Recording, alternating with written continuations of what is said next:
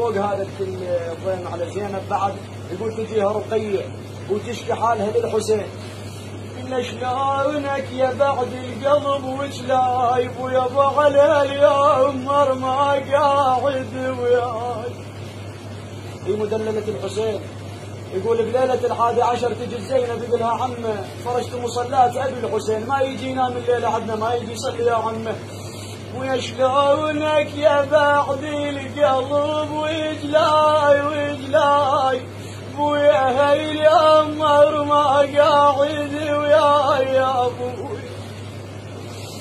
يا ابويا بشربة الماي بشربة الماي بويا يا حسين تعرض واغص بشربة الماي.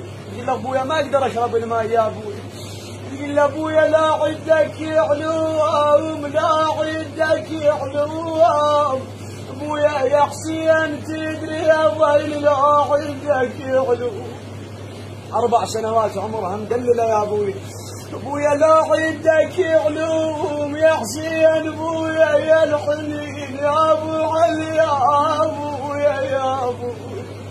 يا حسين لا عندك علوم ابويا تدري الله لا عندك علوم مبتون بدك صاير. يا ابويا تلجمني الهدوم يا ابويا تلجمني الهدوم ابويا وحق شاربك تلجمني الهدوم. يقولوا زينب تلولا عليها ما تنام الليل كله رقيه ما تنام.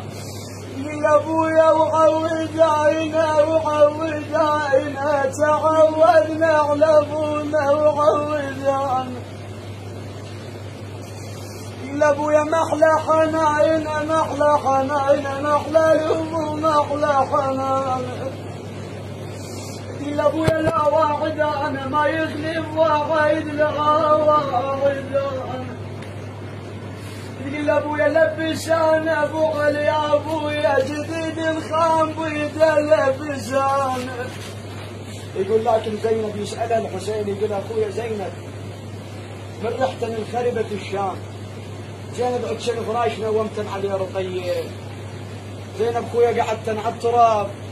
قل له يا عبيد شين يا عبيد شين مصاب الطف يا زينب يا عبيد شين يا عبيد شين يا عبيد شين. خويا الساطش ما غفيته قعد شن يا زينب.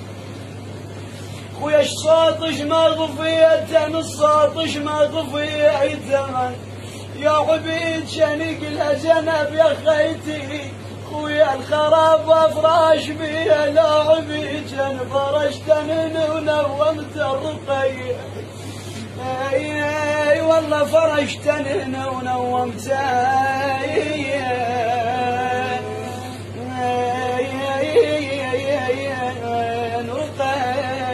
نذرا علي ان عادوا وان رجعوا لأزرعن طريق القدس ريحانا.